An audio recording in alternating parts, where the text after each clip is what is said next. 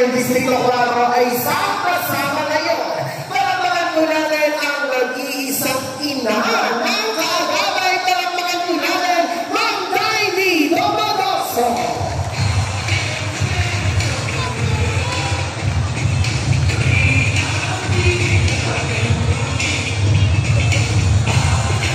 Maraming salamat po, Ma'am Daily Domagoso. At sa mga pagkakataon po ito, mga minamahal po namin kaagapay, sabay-sabay mo na po natin panoorin to.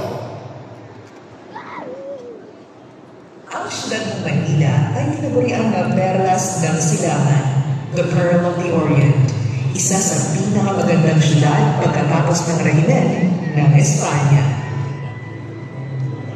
Subalit sa kasamaang palad, ito ay binasa ng digmaan noong panahon ng Hapon. At simula noon, tila nahirapan na ang siyudad na bumangon. Hanggang ang isang anak ng siyudad ay tumayo at pinangunahan ang pagbabago nito. Mayor-elect Isko Moreno Domagoso now rolling his sleeves to bring back the city's lost glory. Ibabalik ko na po ang kalye sa mga nagkalungsod ng Maynila. At sa kanyang paglilinis ng siyudad ng Maynila, ginawa niyang araw ang gabi at hindi siya nagpahinga para lang sa aluparan ang kanyang mga pangarap sa mahal niyang siyudad. Nilinis niya ang mga dugyot ng mga lugar ng Maynila. Unang-una, ang Divisoria, Lagos Nilang Underpass, at ang Hidden Garden sa tapat ng Post Office. Ang mga liwasan ay kanyang pinaganda, kagaya ng Cartilla, Arceras Park, Annual Circle, at ang paraiso ng mga batang Maynila. Ang mga pangunahing na kalsada, kagaya ng Calaw at Taft Avenue, ay kanyang inayos at inilawan pa, kasama ang pagpapalagalan ng peace and order, kaya bumaba ang crime rate at sa ugatong ng kanyang kasipagan. Isang trahedya ang tumubo sa Paseco. Maraming mamamayan ang nasunugan ng mga tahanan. Isang sakuna ang tinurong sa mga puso ng mga taga-Paseco. At sa paglupa ng apoy, ang mga mamamayan na nasunugan ng mga tahanan ay ginawan niya ng mga matitirahan.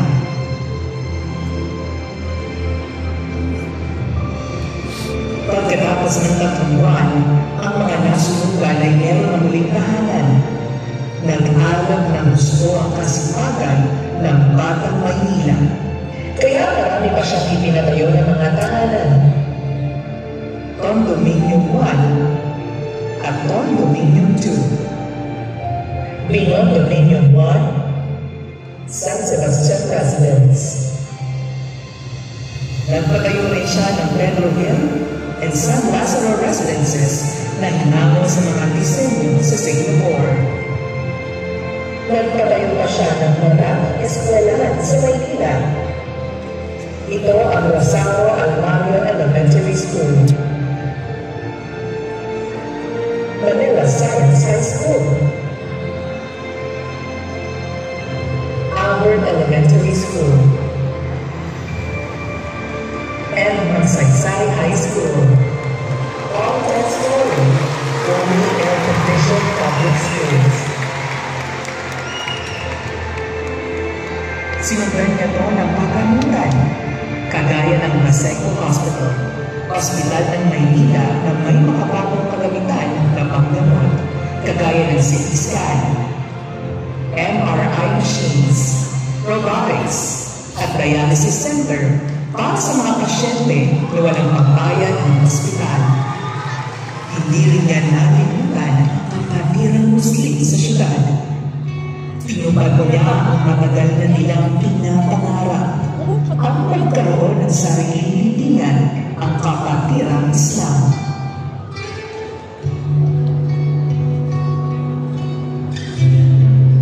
At sino ang hindi makakalimot sa madilim na yugto ng ating bansa, ang pandaigdigan na pandemya. At sa paghalasik nito ng peste, kaagad ng pagpapal ang Batang Maynila ng 24/7 testing facility at vaccine drive-thru laban sa pandemya ng relaxing cases sa mismong lugar ng testing facility. Hindi pa natapos ang mga solusyon na naisip ng Batang Maynila para labanan ang pandemya at dahil sa kakulangan ng mga pagkakutan sa buong bansa, ang Batang Maynila ay mabilisan na naisip ng solusyon, ang Manila COVID-19 Field Hospital. Ang pagkamutan ay ginayo sa loob lang ng 52 araw na tumugon sa kakulangan ng ospital sa panahon ng pandemya. Maraming buhay ang nailigtas ng itinayo niyang pagkamutan.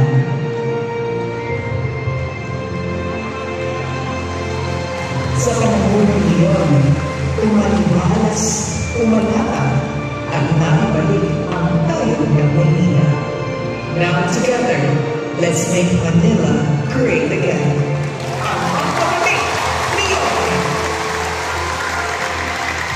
At sa mga pagkakataon kung ito ang mga minamakagulan ng kaagapay, ng bigas, pamamahagi ng bigas, pamamahagi ng foods.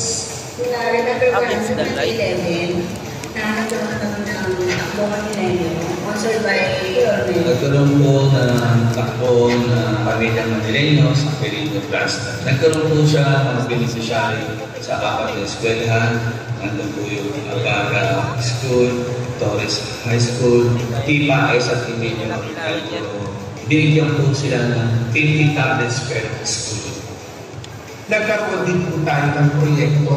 Ito isang golf course tournament kung saan 30 million na hinita o dinunay para sa tournament na ito ay binigay para sa PGH Cancer Ward.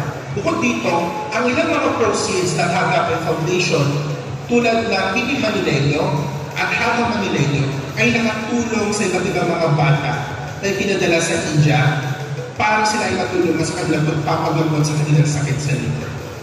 Ang Haga Manileño nakapag-produce siya nila sa mga naging sikat na mga grupo sa pagsasayaw.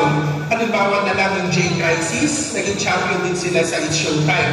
Kaya hindi lang kalusugan, hindi lang ang mga social services na pinahalagahan ng Agape Foundation, kundi maging din ang arts o pagsasayaw.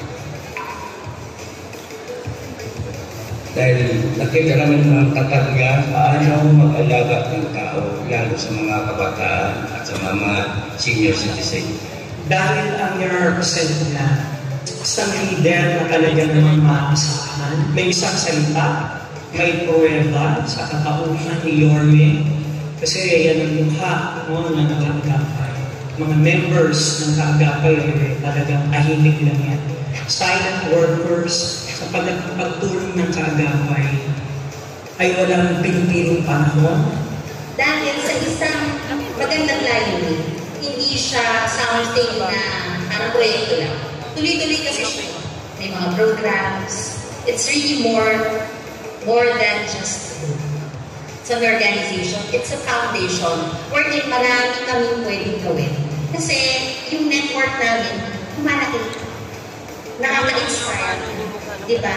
Sa simpleng mga ginagawa namin, nakakahikayat kami. So it's really more than a political group. Na-build namin kasi yung relationships with our communities. So pag nakikita nila kami, we're more than just followers or supporters. We're more than that. They look up to us. They think we are an authority, but you know, it's really more of encouragement. It gives us a sense of relief na kahit pa paano, alam namin na may pag-asa. There's hope sa lahat ng pwede namin gawin, whether Lord is there or not. Kasi maganda ang samahan, mapagkatiwalaan, maayos, matulungin.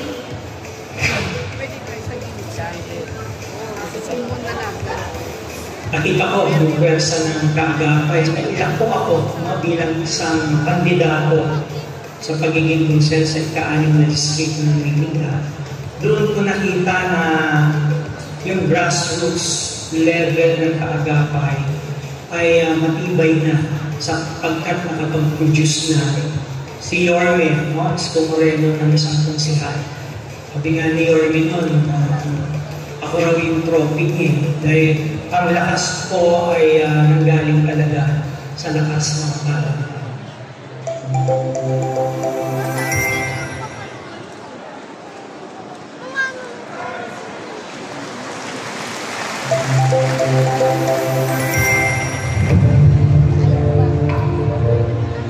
Ako si Ren Sinerer. Nagkakabay ako since 2007.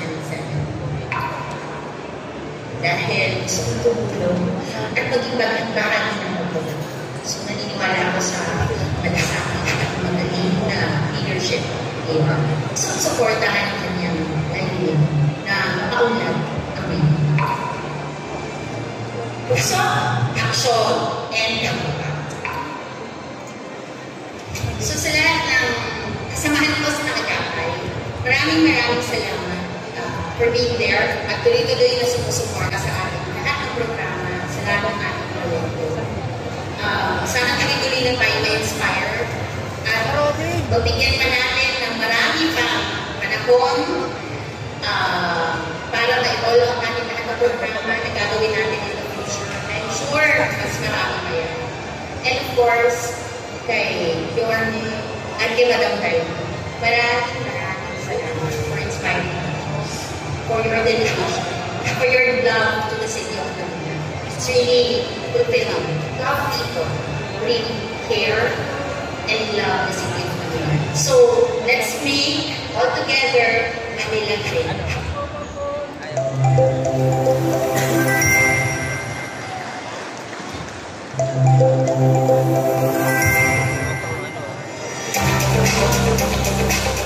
Ako ay si Chairman Teresita Yambao. Sumali ako bilang kaagapay 2007. Nahikayat ako kasi alam ko mapagkatiwala sa suportahan.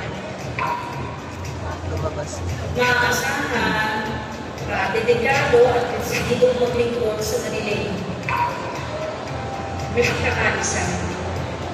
Meron kami kasi, namulang kami doon sa Tiwala, nagkakaisa kami kung ano man yung dapat ay maaasahan.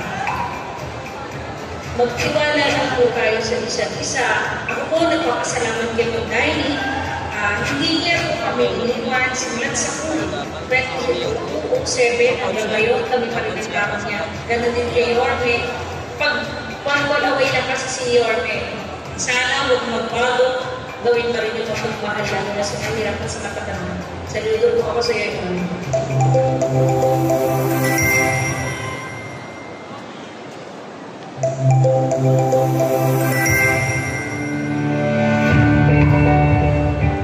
Ako po si Jeffrey Carlos, mula sa District of Manila.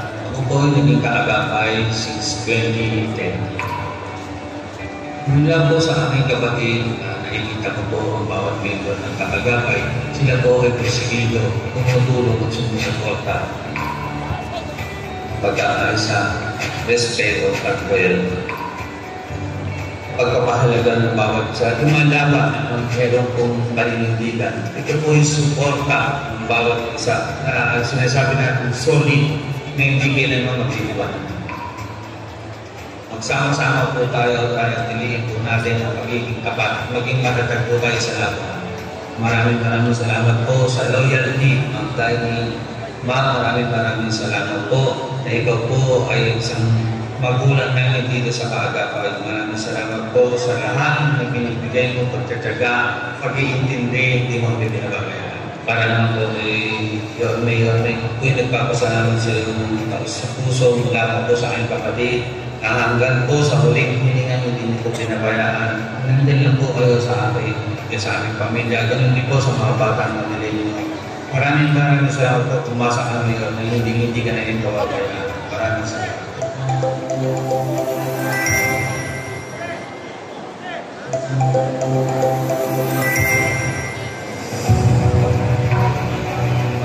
Ako si Mariano Pomantilla. Nag-start ako sa kaagapay since 2007. Kung nangyay ako sa kaagapay, ay nakalala ako na under ko kay Yorme. Alam ko mga sistema niya sa amin na naalagaan ng kanyang distrito. Pilipinos, matagal, Pilipinas. Akal ko kayo. Ang masasabi ko kay Yorme at kay Manday, ang katoong kagapay ko ay papasalamat sa inyo. Pakilala kami kayo. Nakakilala naman kayo ng kapaang tulog at tulog sila. Maraming salamat po. At kayo din sa lakas.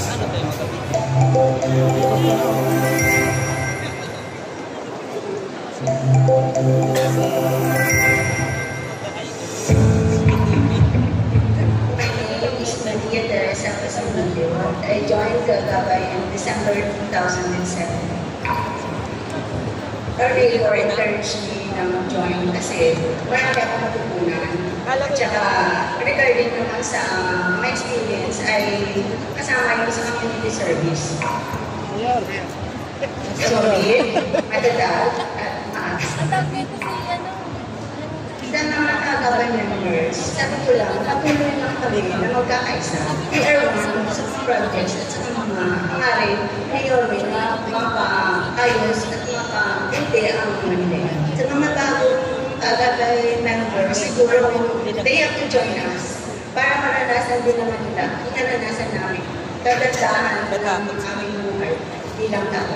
Message ko naman ganun dahil mahal na kami ng mga Gagabay. Ay, minahal ko sila. Minahal din namin siya. Tapos si Yorme naman, hindi niya kami pinag... Hirap, ito pa ang masakit, lalo na sa mga bagong miyembro. Gumagastos pa ang Gagabay para lang kami mailagay sa pwesto. Kaya, good luck sa inyo. May cost just go. But, hindi lang yan. Ang Gagabay nagtulos ng 6 na congressman sa 6 na distrito ng lungsod ng Maynila. At hindi rin doon nagtapos. Ang Gagabay ng Maynila ay nakapagtulos ng 2 vice mayor. 2 po. Ako at yung isa dyan. Sa kanya pala yun. Gagapay rin. Tama ba?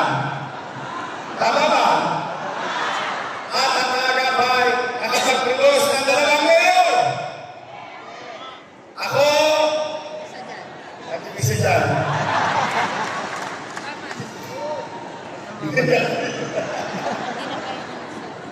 Ay, masaya naman lang. Ako masasayahin. Mahilig ako magpasalamat sa Diyos.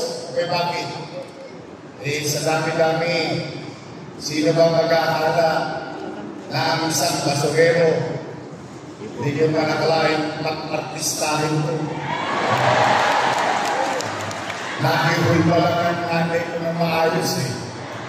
Nakikasal ang nanay ko. Patuunti na pwede pa lang maging mayor. But, hindi naman ako magtatagumpay kung wala ang tulong ng mga batang Maynila sa ating lungsod. Eh bakit ko hindi nagpapasalamat sa inyo na nagtagumpay sila? Very good for them kung nagtagumpay sila. Eh pinagpapasalamat ko naman sa inyo sapagkat hilingi ko sa inyo sila at ginawa niyo naman ang inyong parte. Kayo, kung nagtigasan na ang mga leeg nila, nagka-stick-neck na, wala naman tayong magagawa doon. Sila naman ang magdadala. Pero ang paniwala ko sa Gagabay, kung kayo ay nakakagawa ng produkto, kung kayo ay nakapagbibigay sa pwesto ng mga halal ng bayan, kaya nyo rin silang alisin sa kanilang pwesto. Tama ba? Tama! Kaya ba? Pwede ba? Sabi ko na nga ba? Pero, mga Gagabay, bukod sa pagpapasalamat, ang gusto ko lang ipaalala sa inyo. Patuloy kayong magpakapagpapalit mababang loob. Katulad ng lagi namin sinasabi, since 1998, into law, since 2007, in the entire city of Manila, sa lahat ng mga membro ng Kagapay. Magpakababang loob kayo lagi, ngunit you have to be firm. Mababang loob, pero matigas. Matigas na hindi ibigay sa inyong paniniwala na kayo ay maglulukmok ng mga leader na tunay na maglilingkod sa atin at sa ating komunidad. Huwag kayo magagalit. Alam ko, nag-aalimpuyo na kayo. Nanggigigil na kayo. Dahil 5-5 na ang siraan ngayon. Tumpukan ang laban. Kaliwat kanan. Ayaw tumigil. Araw-araw. Pero talagang ganun yata ang politika. Nakalulot isipin. Kayo mga dati.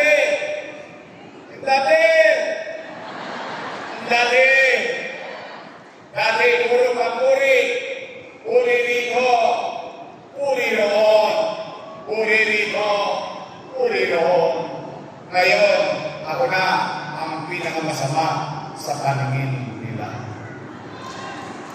Ay isa naman, nakakala Superman.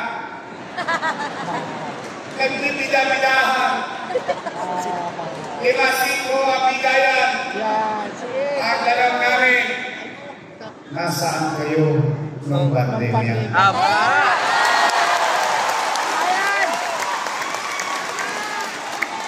Madami pala silang pera.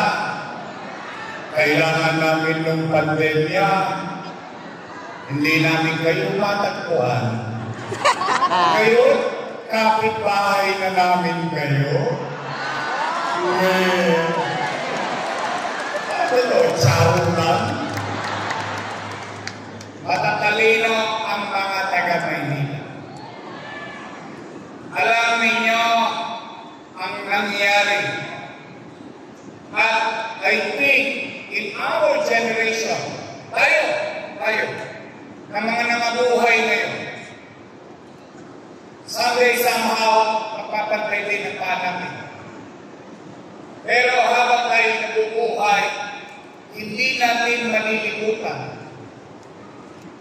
sa ating karanasan ang hirap, takot, pangamba sa araw-araw na ginawa ng Diyos noong panahon ng pandemya. Magiging bahagi siya lagi ng ating kwentuhan sa ating mga anak, sa ating mga kamag-anak at kaibigan at tahanan. Hindi niya mawawalan.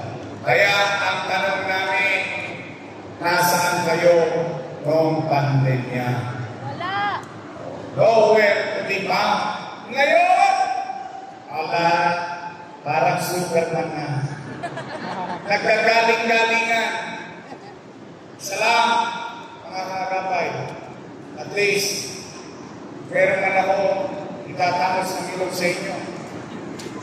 Yung hirap, uwian, pagod, na inalay niya sa amin para kami magtagumpay.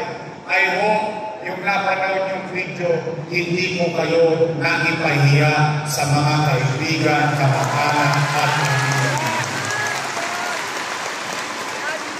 Buong lamang, makita ninyo at masabi ninyo na yung inyong pinaglaban, yung inyong pinagtakol, yung inyong itinaguyod ng mga leader, naglingkod ng tapat sa ating lungsod ng Maynila. Kaya, Kagapay, totoo ba? Totoo ba? Totoo ba? Totoo ba? Kaya ninyo maglagay sa pwesto ng mga lingkod bayan sa ating lungsod ng Maynila? Totoo?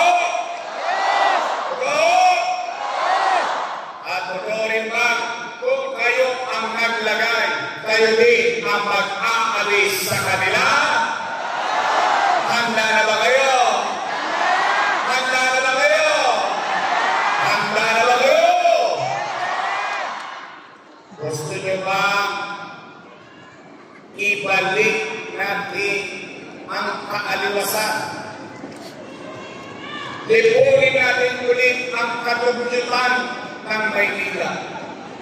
Bakit tayo parang nilikwa na natubyut ulit ang Maynila ngayon? Gusto nyo bang tapusin natin ulit yun? Gusto nyo bang palayasin natin ulit ang mga Tolonges? Kilala nyo ba si Eddie? Si Buddy? Aalisin na natin ang mga Tolonges muli sa Maynila.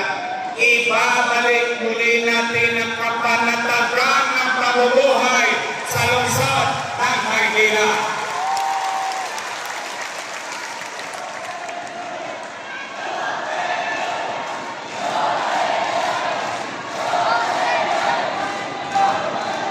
Don't panic. So organic.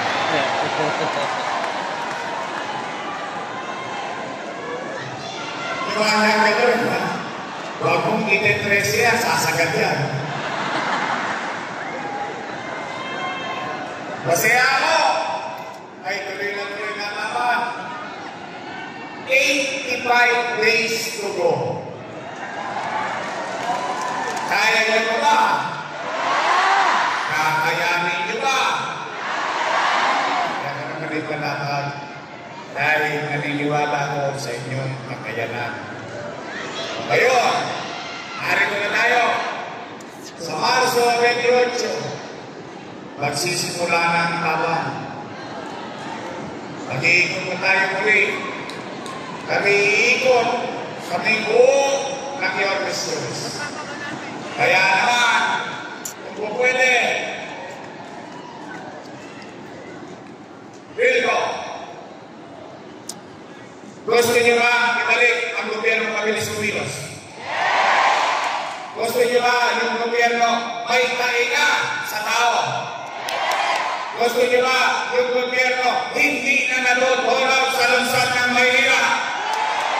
Ang pakiusap ko, huwag ninyo akong bibigyan ng mga Tolonges na kasama. Yun ang sikreto ng isang gobyerno mabilis kumilos. Alam naman natin, kapag naipanaglag na sa iba, wala nang gagawin nyo kundi kontrapelo. Kontra rito, kontra ho, kontra rito, kontra ho. Kaya, ang pagsuyo ko lang, bahal ay panahon pa, magmuni-muni kayo. Pag-isip-isip kayo. Ang pagsuyo ko lang, nagawa nyo na dati, kaya yung gawin muli. Pwede ba? Your next choice is right? Is right? Talaga?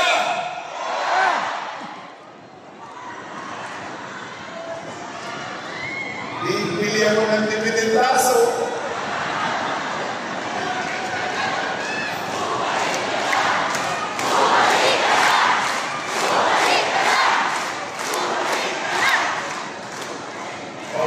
Andito ang antigo ng 4, Rino Tolentino, Attorney Lenny Quintos, ang puso ng 4, Eunice Castro, hindi tao,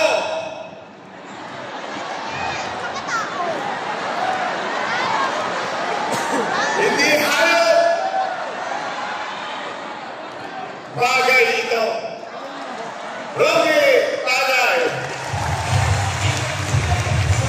Ang ating Dr. Top Angelo. Kapag kakipit sa Mumbai,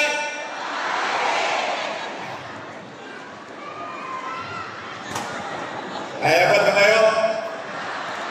Huwag ka maganda. Gout lang yan. DJ Bagachi! Congratulations, District 4. Elips ako sa inyo. Bakit? Pag kayo bumoto na ng congressman, tinatapos nyo ang termino. Yun ang isang napansin ko sa inyo. Wala nang ligwakan. Basta natira mo na, matatapos na. Hindi nyo na pinatitira sa iba. Baka mapalis pa. Pagkatsin, tinapos natin. Bakanin, tinapos natin. Nakatapos lahat sila. Bulongan, natapos natin. Si Congressman Maceda, natapos natin. Tama naman. Pag natapos ang isa, iba ang binoboto natin. Tama mali. Kaya naman, baka naman may tuwang pa dyan sa puso ninyo. Pwede ba?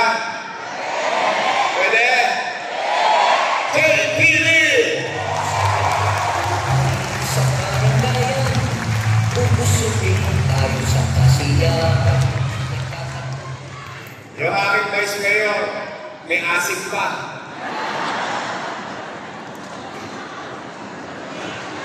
Walang talaga. Dalanan. Siya po ay graduate ng Lasal. Yes, mahilig ako sa Lasal.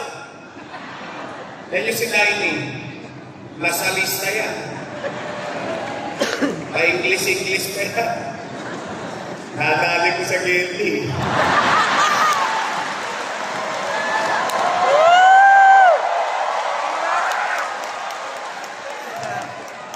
Nakaanto eh. Halika muna, Tolits. Disgrasya ka.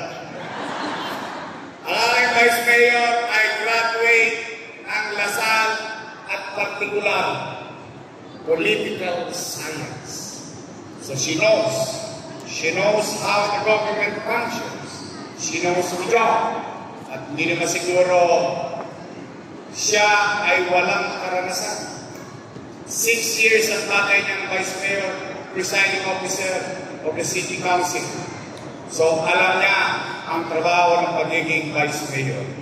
O siya graduate ng Lasal, si Tay ay graduate ng Lasal, at dali sila ng taga-Ateneo. Ateneo! Graduate ako ng Ateneo. Ateneo de Tondo. Tondo High School. Uy, maganda ba yung Albert? Maganda ba yung magsasay? Talaga?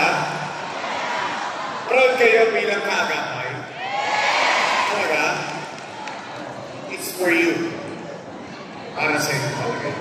And many more to come. May awa ang Diyos. Aking Vice Mayor, G. Atienza!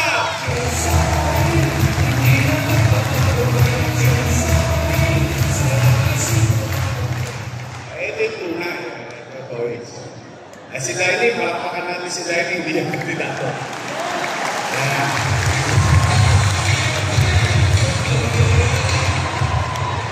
Yung mga taga-Lasal, madadayang insect ko lang yan. Yari na. Tapos lalawayan mo na. Mauusog na.